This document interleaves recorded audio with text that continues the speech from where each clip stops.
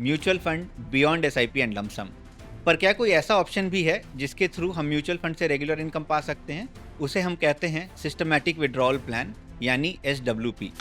ये एसआईपी का रिवर्स है। एसआईपी में क्या होता है, आपके बैंक अकाउंट से पैसा जाता है म्यूचुअल फंड में। एसडब्ल्यूपी में क्या होता है, आपके म्यूचुअल फंड से पैसा आपके बैंक अकाउंट में जाएगा। जब लोग पहले प्रॉपर्टी लेते थे तो उसमें अप्रिसिएशन बहुत होता था, लेकिन आपने भी ये देखा होगा, यदि हम पिछला 10-15 साल 20 साल देखें तो वो अप्रिसिएशन नहीं आ रहा है जो पहले आया करता था। मान लीजिए कि आज आपके पास में 1 करोड़ की प्रॉपर्टी है और आपको 10-15 लाख रुपए की ज़रूरत है, तो ऐसा तो है नहीं कि आप किचन बेच देंगे या बाथरूम बेच देंगे।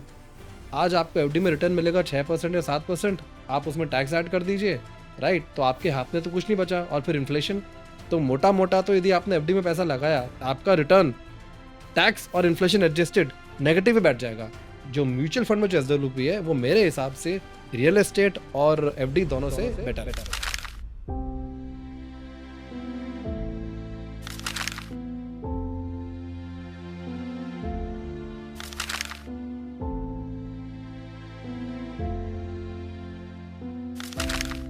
Hello and welcome back to the new episode of success road map for MFDs. हमारा आज का टॉपिक है mutual fund beyond SIP and lump sum. जब बात म्यूचुअल फंड की होती है तो हमें लगता है म्यूचुअल फंड एसआईपी और लमसम के थ्रू इन्वेस्ट करके गोल अचीव करने का और वेल्थ क्रिएशन करने का एक टूल है। पर क्या कोई ऐसा ऑप्शन भी है जिसके थ्रू हम म्यूचुअल फंड से रेगुलर इनकम पा सकते हैं? बिल्कुल है। उसे हम कहते हैं सिस्टमैटिक विड्रॉल प्लान, यानी एसडब्ल्यूपी। सो आशीष, आज के टॉपिक में हम बात करेंगे एसडब्ल्यूपी के बारे में। तो सबसे पहले बताइए एसडब्ल्यूपी क्या होता है? देखिए मयंक, एसडब्ल्यूपी में क्या होता है ना, आपने म्यूचुअल फंड में इन्वेस्टमेंट किया और फिर आप हर महीने या फिर किसी भी और रेगुलर इंटरवल पे कोई भी फिक्स अमाउंट आप वापस निकालते हैं। फॉर एग्जांपल, आप पकड़ लीजिए, आपने 10 लाख रुपए इन्वेस्ट कर दिया और 1 साल बाद उसकी वैल्यू हो गई मान लीजिए 11 लाख रुपए, और आपने उसमें एक एसडब्ल्यूपी चालू कर दी। हर महीने 5,000 रुपये आपके अकाउंट में उसमें से आ जाएगा। तो ये होता है मोटा मोटा एसडब्ल्यूपी। इसको हम एक और तरीके से भी देख सकते हैं, ये एसआईपी का रिवर्स है। एसआईपी में क्या होता है, आपके बैंक अकाउंट से पैसा जाता है म्यूचुअल फंड में। एसडब्ल्यूपी में क्या होता है, आपके म्यूचुअल फंड से पैसा आपके बैंक अकाउंट में जाएगा। तो काफ़ी लोग एसडब्ल्यूपी फ्रॉम म्यूचुअल फंड्स को एक रेगुलर इनकम के फॉर्म में यूज़ करना चालू कर चुके हैं। सो इन्वेस्टर्स को रेगुलर इनकम पाने के लिए और भी कई ऑप्शंस हैं। तो फिर म्यूचुअल फंड के थ्रू एसडब्ल्यूपी ही क्यों? क्या नाम है, मोटा मोटा आज की डेट में इंडिया में दो सबसे ज़्यादा पॉपुलर ऑप्शन है। वो है, एक तो रेंटल इनकम और दूसरा हो गया एफडीज या बैंक डिपॉजिट्स, जहाँ से लोग इंटरेस्ट के फॉर्म में रेगुलर इनकम लेते हैं। अब आप रियल एस्टेट को देख लीजिए। रियल एस्टेट से जो रेंटल इनकम आती है उसमें काफ़ी सारे चैलेंजेस हो गए आज के डेट में। पहला तो अफोर्डेबिलिटी। अभी कोई भी ढंग की जगह आपको 50 लाख, 1 करोड़, 2 करोड़ से कम में नहीं मिलने वाली। और यदि आपको चले, आपके पास में पैसे हैं, आपने ले भी ली, उसके बाद में आपको रेंटल इनकम जो है, जिसको हम रेंटल यील्ड भी बोलते हैं साल की, वो आपको आती है 2%, 3%, 3.5%। उसमें उसके बाद उसमें उसके आपका मेंटेनेंस है, टैक्सेस हैं, सोसाइटी के चार्जेस हैं, बहुत सारी चीज़ें आती हैं। तो आपके हाथ में ज़्यादा कुछ बचता नहीं है। दूसरा देखिए क्या होता था, जब लोग पहले प्रॉपर्टी लेते थे तो उसमें एप्रिसिएशन बहुत होता था, लेकिन आपने भी ये देखा होगा, यदि हम पिछला 10-15 साल 20 साल देखें तो वो एप्रिसिएशन नहीं आ रहा है जो पहले आया करता था। तीसरा, लिक्विडिटी का प्रॉब्लम। मान लीजिए कि आज आपके पास में 1 करोड़ की प्रॉपर्टी है और आपको 10-15 लाख रुपए की ज़रूरत है, तो ऐसा तो है नहीं कि आप किचन बेच देंगे या बाथरूम बेच देंगे, राइट? वो भी एक बड़ा प्रॉब्लम है। फिर इश्यूज़ रिलेटेड टू टेनेंसी या फिर ओनरशिप को लेके। अब इतना बड़ा इन्वेस्टमेंट होता है, किसी भी बंदे की नेटवर्थ का प्रॉपर्टी में बहुत बड़ा इन्वेस्टमेंट होता है, राइट? और यदि कल को उसमें कोई इश्यू आ गया टेनेंसी को लेके या फिर कोई भी और प्रॉब्लम हो गई, तो आप सोचिए कितना बड़ा, कितना तकलीफ में आ जाएगा वो इंसान, राइट? तो यदि हम ये सारी चीज़ें मिला के देखते हैं तो आज की डेट में यदि मुझे रेगुलर इनकम चाहिए तो शायद real estate is not the right option because of all these reasons. दूसरा जो सबसे ज़्यादा पॉपुलर ऑप्शन इंडिया में वो है एफडीज़। अब देखिए एफडी के बहुत सारे फ़ायदे हैं, लिक्विडिटी है, सेफ्टी भी है, लेकिन रिटर्न ही नहीं है। आज आपको एफडी में रिटर्न मिलेगा 6% या 7%, आप उसमें टैक्स ऐड कर दीजिए, राइट? तो आपके हाथ में तो कुछ नहीं बचा, और फिर इन्फ्लेशन। तो मोटा-मोटा तो यदि आपने एफडी में पैसा लगाया तो आपको तो आपका रिटर्न टैक्स और इन्फ्लेशन एडजस्टेड नेगेटिव ही बैठ जाएगा। और दूसरा, कैपिटल अप्रिसिएशन का कोई पॉसिबिलिटी नहीं है।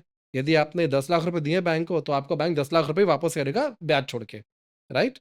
अब मैं बात करता हूँ म्यूचुअल फंड्स की, जो कि एक न्यू एज ऑप्शन है फॉर रेगुलर इनकम। देखिए, म्यूचुअल फंड को पहली बात तो है कि 20-25-30 साल का ट्रैक रिकॉर्ड हो चुका है, राइट? लोगों की वेल्थ क्रिएट करने का।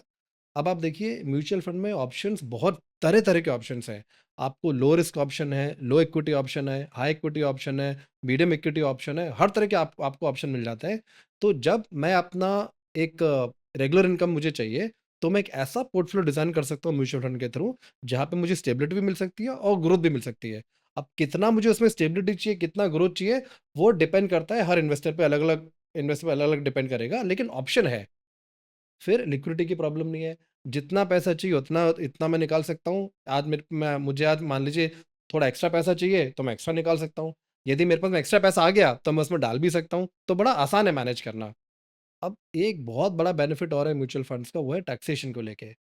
यदि हम हाइब्रिड ओरिएंटेड फंड्स में लगाते हैं या फिर इक्विटी ओरिएंटेड फंड्स में इन्वेस्ट करते हैं और वहाँ से हम एसडब्ल्यूपी लेते हैं, तो आप ये देखिए या तो 1 साल या 2 साल के बाद में हमारा टैक्स काफ़ी कम पड़ता है इसमें।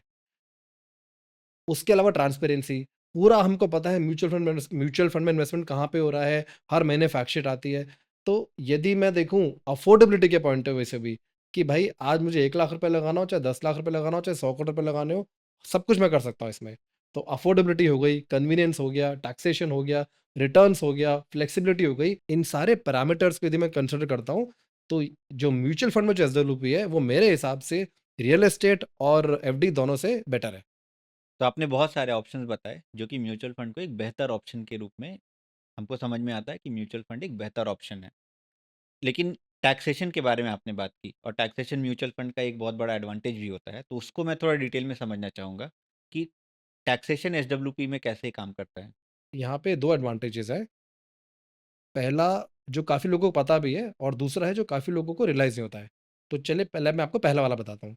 पहला एडवांटेज ये है, जैसा आपको हमने ब्रीफली डिस्कस भी किया था, यदि आप इक्विटी ओरिएंटेड फंड्स में लगाते हैं, कि जिसमें आपका इक्विटी 35% है या उससे ज़्यादा है, तो आपको 12.5% टैक्स पड़ेगा, यदि आप 2 साल के बाद निकालते हैं तो। यदि आपका इक्विटी 65% से ज़्यादा है, तो आपको टैक्स पड़ेगा 12.5% आफ्टर 1 ईयर। तो आप ये देखिए टैक्सेशन के पॉइंट ऑफ व्यू से काफ़ी बेनिफिशियल है। वहीं यदि मैं एफडी में होता हूँ, जो भी मेरी मार्जिनल इनकम इनकम टैक्स है, वो मुझे देना पड़ता। दूसरा, एक बहुत इंटरेस्टिंग सी चीज़ है, जैसा आपको मैंने बोला काफ़ी लोगों को ये रियलाइज़ भी नहीं होता है ये डिफरेंस। जब हम म्यूचुअल फंड से विथड्रॉल लेते हैं, तो उसमें क्या होता है, आपका यूनिट रिडीम होता है। जब आपके यूनिट्स रिडीम होते हैं, तो उसमें कैपिटल और गेन दोनों होते हैं। एक एग्ज़ाम्पल से समझते हैं। मान लीजिए आपको ₹1000 आपने विथड्रॉल किए म्यूचुअल फंड से थ्रू एसडब्ल्यूपी। अब इस ₹1000 में हो सकता है 800 या ₹900 आपके कैपिटल हो और 100 या ₹200 का आपका गेन हो। तो मान लेते हैं कि ₹900 आपके कैपिटल है और ₹100 आपका गेन है, या ₹900 आपका प्रिंसिपल है और ₹100 आपका गेन है। तो आपको जो टैक्स अब पड़ेगा, वो पड़ेगा ₹100 पे। और मान लीजिए आपने ये आपका मान लीजिए हाइब्रिड ओरिएंटेड फंड है और आपने 2 साल बाद निकाला है, तो अब आपका टैक्स पड़ा ₹100 पे 12.5%, मतलब ₹12.5 प्लस जो भी सरचार्ज वगैरह जो भी है। अब लेते हैं एग्ज़ाम्पल एफडी का। आपको एफडी में ₹1000 का इंटरेस्ट आया दूसरे तीसरे साल। अब ये जो ₹1000 है, ये आपकी इनकम में ऐड हो जाएगा और इस ₹1000 पे मान लीजिए आपका टैक्स ब्रैकेट मान लीजिए 20% है, राइट? तो आपको ₹2000 का टैक्स पड़ेगा। और यदि आपका टैक्स ब्रैकेट 30% है, तो आपको ₹3000 प्लस जो भी सरचार्ज वगैरह वो टैक्स पड़ेगा। तो इसको हम बोलते हैं टैक्स डेफरमेंट। तो एक तो पहले हमारा जब हमने पैसा निकाला, वो हमको टैक्सेशन बेनिफिट है म्यूचुअल फंड में, और दूसरा हम चूँकि हम जब निकालने पे थोड़ी-सी हम कैपिटल भी रिडीम कर लेते हैं साथ में, तो मुझे टैक्स डेफरमेंट का फ़ायदा भी मिलता है। ये दोनों मिला के मेरा कंपाउंडिंग में बहुत हेल्प करता है। तो ये एक यूएसपी है एसडब्ल्यूपी का, बट ये काफ़ी लोगों को पता ना होने के कारण कई लोग हैं जो एसडब्ल्यूपी को अच्छे तरीके से यूज़ भी नहीं कर पाते हैं। टैक्स डिफरमेंट के बारे में जो आपने बोला, उससे रिटर्न पे भी कुछ फ़र्क पड़ता है? या डेफ़िनिटली देखिए, जैसा आपको मैंने बताया इसमें 2 एडवांटेजेस है टैक्स के। एक तो हमको रिडेम्पशन टाइम पे भी फ़ायदा होता है और डेफरमेंट के टाइम पे भी फ़ायदा होता है। यदि मैं दोनों को जोड़ लूँ, तो मोटा-मोटा मुझे 1.5 से 2% के बीच का हर साल का फ़ायदा हो सकता है, गिव और टेक। और आप ये सोचिए, यदि ये इन्वेस्टमेंट 5 साल, 10 साल, 15 साल रहता है, तो उसका ओवरऑल कंपाउंडिंग में कितना फ़र्क पड़ेगा? तो आपने इक्विटी फंड्स की बात की, हाइब्रिड फंड्स की बात की, कई सारे फंड्स हैं। हमारे डिस्ट्रीब्यूटर ये कैसे डिसाइड करें कि एसडब्ल्यूपी कौन से फंड से करनी चाहिए? करेक्ट। देखिए, जिस तरह से हमारे डिस्ट्रीब्यूटर्स अपने कस्टमर का एसआईपी या लमसम का पोर्टफोलियो बनाते हैं, उसी तरह से क्लाइंट का रिस्क प्रोफाइल, क्लाइंट का हॉराइज़न, ये ध्यान में रखते हुए हमको एसडब्ल्यूपी का भी पोर्टफोलियो बनाना चाहिए। हाँ, एक चीज़ मैं आपको बता सकता हूँ, जो भी हमारे सक्सेसफुल म्यूचुअल फंड डिस्ट्रीब्यूटर्स हैं, खास करके वो लोग जिन्होंने एसडब्ल्यूपी में बहुत अच्छा काम किया है, वो लोग रेकमेंड करते हैं हाइब्रिड फंड में एसडब्ल्यूपी करने का। बेसिकली हाइब्रिड फंड में इन्वेस्टमेंट करके और वहाँ से एसडब्ल्यूपी करने का। उसका लॉजिक ये है कि हाइब्रिड फंड में हमारे अलग-अलग रिस्क प्रोफाइल के फंड्स हैं। कम इक्विटी वाले से लेकर ज़्यादा इक्विटी वाले तक है। लेकिन आपको हाइब्रिड फंड में ग्रोथ और स्टेबिलिटी दोनों का अलग-अलग कॉम्बिनेशन मिल जाता है। तो ये जो कॉम्बिनेशन है, this works very well for a SWP portfolio. तो मैं भी ये सजेस्ट करूँगा हमारे म्यूचुअल फंड डिस्ट्रीब्यूटर्स को, वो हाइब्रिड फंड्स को स्पेसिफिकली प्रेफर करें फॉर एसडब्ल्यूपीज़। फंड सिलेक्शन हो गया, फंड डिसाइड कर लिया किसमें एसडब्ल्यूपी करना है, बट उसका मैकेनिज्म क्या होना चाहिए? कैसे डिसाइड करें कि अमाउंट कितना होना चाहिए या टेन्योर क्या होनी चाहिए? देखिए, टेन्योर का सवाल तो काफ़ी सिंपल है। जितना क्लाइंट की रिक्वायरमेंट है, उसके हिसाब से टेन्योर होना चाहिए। यदि रिटायरमेंट गोल है, तो 10 साल, 20 साल, 30 साल भी हो सकता है। यदि कोई और गोल है, तो कम भी हो सकता है, ज़्यादा भी हो सकता है, depending upon the requirement of the investor. देखिए, मैं जहाँ तक विथड्रॉल का सवाल है, बॉल पार्क फिगर हम ये पकड़ के चलें, बॉल पार्क। हम 4 से 6% विथड्रॉल रेट रखेंगे साल का, तो मेरे ख्याल से ठीक रहेगा। वो इसलिए ताकि हमारा एक रीज़नेबल पैसा भी आता रहे हमारे पास में और पीछे इतना पैसा रहे जो कि कंपाउंड भी होता रहे। हाँ, लेकिन एग्ज़ैक्टली कितना विथड्रॉ करना चाहिए, कितने ड्यूरेशन के लिए करना चाहिए, वो डिपेंड करेगा individual client to client basis पे। एक चीज़ में हम और कर सकते हैं, जो कि काफ़ी हमारे सक्सेसफुल एमएफडीज़ करते भी हैं, वो ये कि वो विथड्रॉल को भी डायनामिकली मैनेज करते हैं। कई बार क्या होगा, लाइफ़ की सिचुएशन चेंज होती रहती है। कभी-कभी हो सकता है हमको पैसे की कम ज़रूरत पड़े, कभी हो सकता है ज़्यादा ज़रूरत पड़े। यहीं एसडब्ल्यूपी का एक यूनिक फ़ायदा भी है कि मान लीजिए आपने हर महीने विथड्रॉल आपने लगा रखा है, मान लीजिए 25,000 रुपए महीने का, किसी रीज़न से आपको ज़रूरत नहीं पड़ रही है, आप इस विथड्रॉल को कम भी कर सकते हैं। और मान लीजिए आपको लग रहा है कि अगले 6 महीने मुझे ज़्यादा पैसा चाहिए, तो आप 25,000 30,000 कर लीजिए, 35,000 कर लीजिए।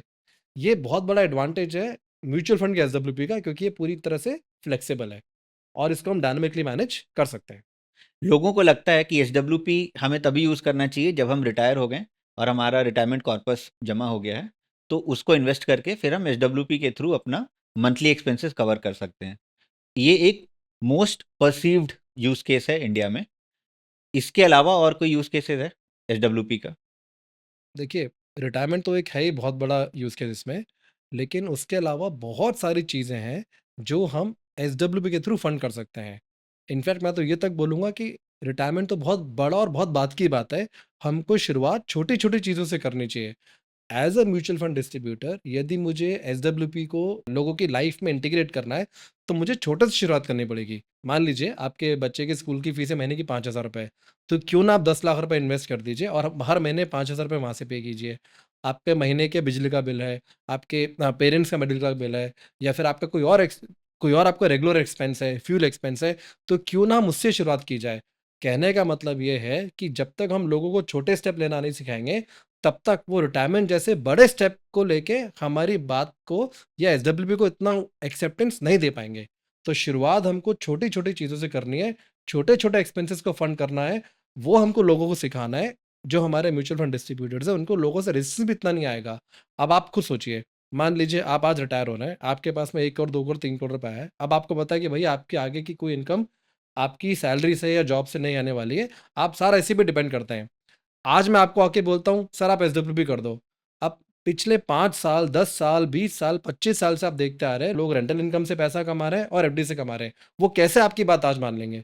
हाँ, लेकिन यही मान लीजिए वो आज कोई 30 साल के हैं या 40 साल के हैं या 50 साल के हैं, आपने अभी से उनको छोटी-छोटी आदत डाल दी कि आप छोटा-छोटा खर्चा अपना एसडब्ल्यू के थ्रू करो, तो जब वो 55, 60, 65 साल की उम्र में जाएँगे, जब उनको बड़ा इन्वेस्टमेंट करना होगा, बड़ा एसडब्ल्यूपी करना होगा, उनके लिए वो करना आसान हो जाएगा। तो इसलिए कहने का मेरा मतलब ये है कि ये जो परसेप्शन है कि हमको एसडब्ल्यूपी केवल रिटायरमेंट फंड्स के लिए यूज़ करना है, ये बिल्कुल भी ठीक बात नहीं है। हमको छोटे से शुरुआत करनी है और उसको आगे लेके जाना है। बहुत सही बात है आशीष। आई थिंक म्यूचुअल फंड में लोग एसआईपी और लमसम के बियॉन्ड किसी और चीज़ पे फोकस नहीं करते हैं। यही रीज़न है कि एसडब्ल्यूपी इतना पावरफुल होने के बावजूद भी काफ़ी अंडर यूटिलाइज्ड है, और इसलिए हमने अपने प्लेटफॉर्म पे एसडब्ल्यूपी के ऊपर बहुत सारे कंटेंट, प्रेजेंटेशंस, पोस्टर्स, वीडियोस डाल रखे हैं। हमने कैलकुलेटर भी बना रखा है ताकि हमारे पार्टनर्स जब एसडब्ल्यूपी के कॉन्सेप्ट अपने क्लाइंट्स को एक्सप्लेन करें, तो वो और ज़्यादा क्लैरिटी के साथ, डेटा के साथ एक्सप्लेन कर सकें।